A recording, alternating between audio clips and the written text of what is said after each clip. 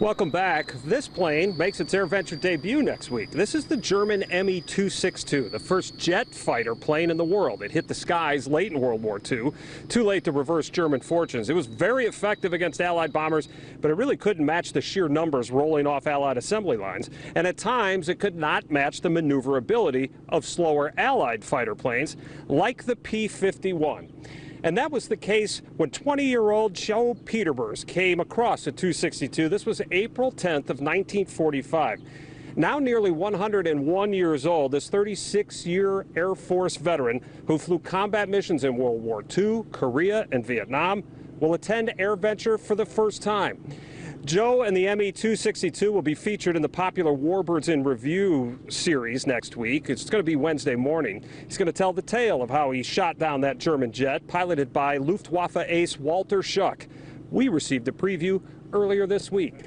Before we get to that mission, Joe, I want to ask you, you were 19 years old when you arrived in England and began flying combat missions. Do you remember the feelings you had on that very first mission?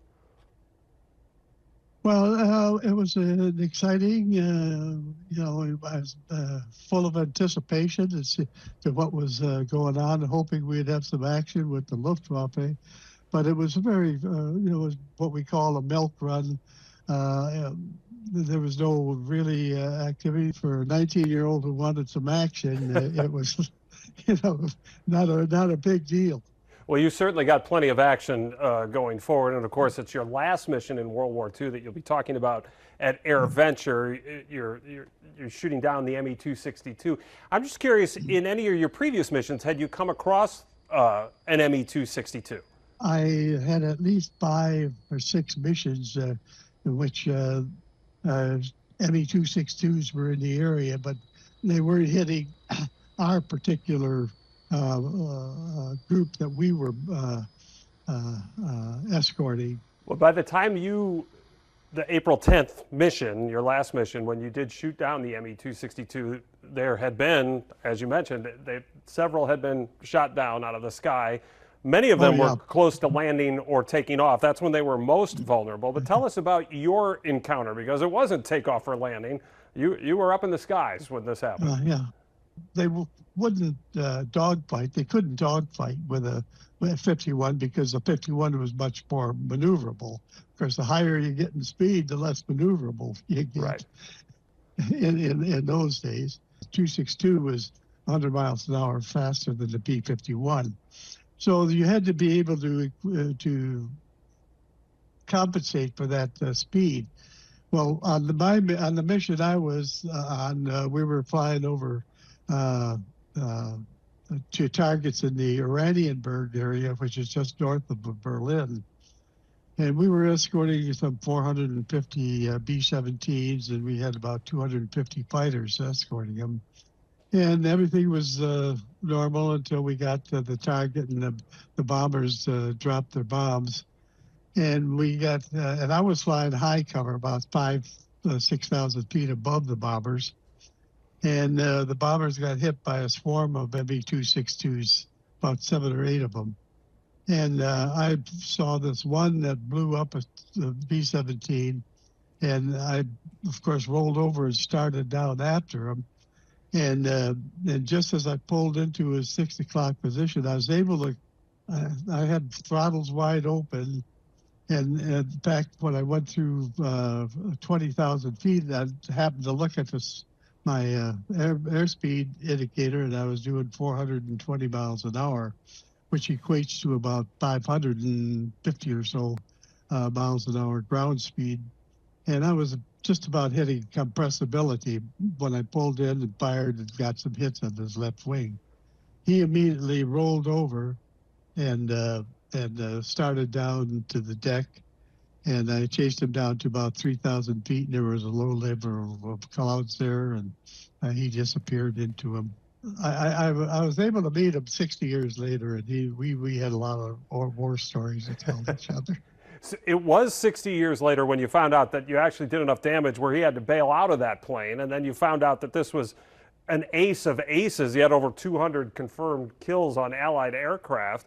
When you finally found out, were you surprised? proud? What was your reaction when you found out? Well, I thought, pretty nice, but I really wouldn't. I wouldn't really accept the fact because until I got the firm confirmation from a Swedish researcher who established positively I was the one that shot him down. So you and Walter met. You became obviously shared a lot of experiences, pretty close friends. Why do you think you guys hit it off so well? Well, I don't know. He was he was a sort of a badass. He was 4 years older than I. He was 24. I was 20 when our incident occurred. Let me ask you this, because you're gonna be asked about your story and your encounter a lot at AirVenture. You're going to talk about it. You're going to see the 262 that's there. What do you hope people will take away from your talk and your conversations at AirVenture? Well, I'm primarily when I do air shows and talks and stuff, I'm primarily interested in the younger generations, so they could understand, what the mindset was of our generation, and the fact that we were dedicated to our country and our cause. The young people have to understand what history and what we went through back then in order for them to improve on it. Well, Joe's career is really nothing short of amazing. It also includes this little tidbit. In the 1950s, he was part of some Air Force crew that was out in the Nevada desert, brought there to witness the testing of an atomic bomb from 1,500 yards away in a 6-foot trench. He said they had him walk over to ground zero after the test so they could run Geiger counters over him. Said he was absolutely fine. He had no protective gear. He was fine. Joe's going to turn 101 years old 2 days before Thanksgiving. All right, still to come here as we look at our Oshkosh Skycam Live. David Ernst going to join us for an AirVenture